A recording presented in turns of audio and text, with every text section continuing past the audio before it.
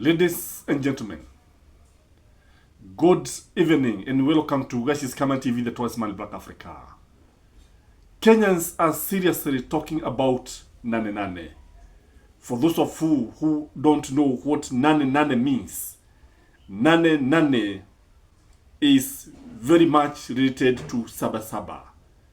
In the second revelation, the struggle for multipartyism, Kenyans poured into the streets to liberate their country. Kenyans poured into the streets to fight for multipartyism, led by people like Raila Amolo Odinga, Jaramogi Oginga Odinga, Matiba, Shikuku, Paul Mwite, Anyang' Nyong'o, Orego, and many others. And a lot of blood was shed on Nanenane. So when the Gen Z are talking about Nanenane, many people maybe don't understand what they mean. But I strongly believe that our security agencies may be caught napping, may be caught by the Gen Z sleeping. Gen Z is not yet done. If you read what they have been posting in the social media, you can agree with me that they are not yet done. You know, in my yesterday's video, I told you that the movement was fizzling out. But when you look at it, there's a lot of mobilization going on. Ladies and gentlemen, I want you to listen to a number of tweets by Kenyans and what they are saying about Nanenane. This Cyprian Nyakudi, this is what he's saying. Kenyans release a song to mobilize Kenyans to attend Nanenane. #Nanenane. Na wanaandika Gen zote. So what does that tell you? If they have been able to compose a song, then it tells you that they want to come out in large numbers. And you see, a song usually unites people. A song will usually inspire people. When people were working, for example, if they are digging or if they are plowing the land, most likely they are likely to sing so that they can motivate each other. So songs will always inspire people. There is also this tweet by Eric. It is time to remind you again that this is Kenyan public enemy. The US Embassy is the most corrupt and wicked consulate in Kenya. Don't stop calling her out. Nanenane. Then they have posted the photo of Meds Whiteman, the US ambassador. And you see Kenyans are very angry. I don't know why Kenyans are very angry with with the American embassy, American in general. Why do you think Kenyans are very angry? Because I think it is all about 2022. When Americans started poking its nose in Kenyan politics, when they started telling Kenyans to avoid Kisumu, because William Samoei Ruto would be declared the winner. Again, somebody else is saying here, I want to communicate to every Kenyan, including the ghetto. Big up yourself, Mayutam. Show up for the country at the grand finale of Nanenane. So, ladies and gentlemen, do you want to tell me that these are people who are ready to retreat? If you listen to the tone, do you tell me that these people are likely to retreat? Somebody else is also saying, Nyakudi is saying, Raila Odinga must be sweating over Nanenane protest. If too many Kenyans show up, he will be exposed as the conman who hasn't helped President Ruto quell the masses. You see, that's what I'm telling you. It is not over until it is over. You know, there's a difference between winning the battle and winning the war. What William Samoei Ruto has done, he has won the battle, but not the war.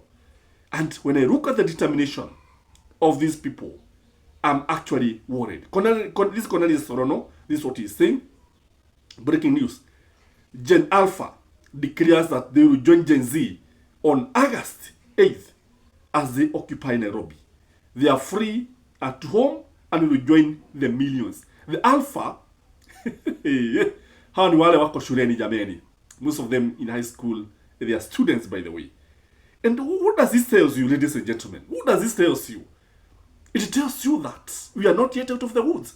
It tells you that these people are not yet satisfied. It tells you that these people are not ready to retreat. It tells you they are not ready to surrender.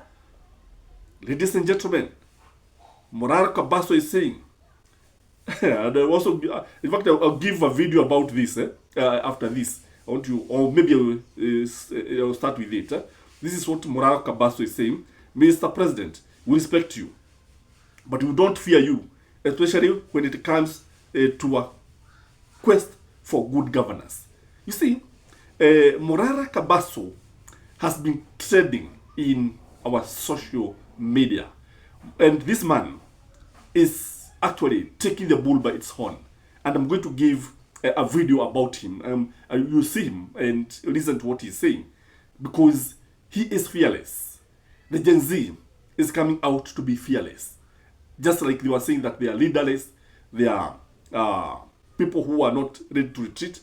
These people are actually going for it. Then there is Classic 105, Kenya. Nanenane is going to happen. It must happen. We will make it happen. We are going to change the system of this country. This is Samuel Mark Ore who is saying this. Maybe you can listen to what he's going to say. Come out on Nanenane, everybody, because it's not just, remember, we're not rioters or looters, we're peaceful demonstrators and protesters, and whatever it is that we're doing is very well enshrined in the Constitution. Let nobody lie to you that we're trying to bring a power vacuum. No, because the Constitution has enshrined the fact that there's a very clear handover process. When we say Ruto must go, we mean the entire presidency, and then because we also do not have faith in the Speaker of the Parliament, that will go, and then for 90 days, the Chief Justice will have the caretaker government and will give the handover notes. So let nobody lie to you that the country is going to descend into anarchy, and let nobody lie to you. Whatever we're doing is very well enshrined. So, ladies and gentlemen, that is Samuel, who has been hitting the headlines and who has been transversing our news channels. And again, if you listen to Gen Z, what they are doing, they are boarding matatus and they are giving civic education to abirias. Yani, the passengers are listening to them. And when you look at the passengers inside the vehicles, the passengers are very, very keen, and they are giving them an audience. And this one tells you that we are not yet out of the woods. This one tells you that the Gen Z is not yet done. What do you think, ladies and gentlemen? Because when I look at what has been happening in the past, I strongly believe that these guys are regrouping. I strongly believe that these guys will come out. I don't know how William Samoei Ruto is going to face this group of people, but I can tell you one thing. The number or the turnout is likely to overwhelm our security officers. I'm afraid that because the school have closed, because many students in high school are at home, I don't know what will happen. But these are people who can easily join the Gen Z. And once they join the Gen Z, kimeumana. What do you think, ladies and gentlemen? Do you think the government is ready to contain this movement? Maybe I'm reading too much, but I'm reading the mood in the country. I'm been listening to these guys, and have a blessed day. Bye-bye. I would like this video to reach His Excellency the President. So if you have his number, send it to him. Your Excellency the President, we as the youth of Kenya, we respect you. We respect the office of the President. We respect that you are democratically elected with millions of votes. That we respect. But do not confuse respect with fear. We don't fear you. If you continue to set aside money for corruption, we will set aside enough days for civil unrest and civil disobedience. We are not going to sit back and watch as you and your friends steal our future away. The leaders of the church, the leaders of the civil society, elders in the village, they've said we need to talk and have a conversation. We are ready to have this conversation with you. But we are asking ourselves, what will be the value of this conversation if everything you tell us is a lie? You told us that you've dismissed your cabinet. You restored the same cabinet, and more worse, you put Kipchumba Murkomen as the cabinet secretary in charge of the Ministry of the Youth, where we are most affected.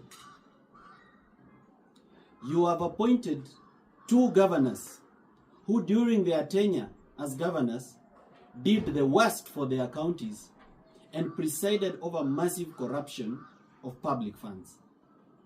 Our minerals and resources are being mined from the ground and shipped abroad without Kenya getting any share. Our state assets and very strategic state assets, some of which have a security impact on the country, like the port and the airport, you're ready to give a foreigner a lease of up to 30 years. 30 years is even beyond your presidency, meaning you're not even willing to let the president that will come in to make his own decision. This is not fine.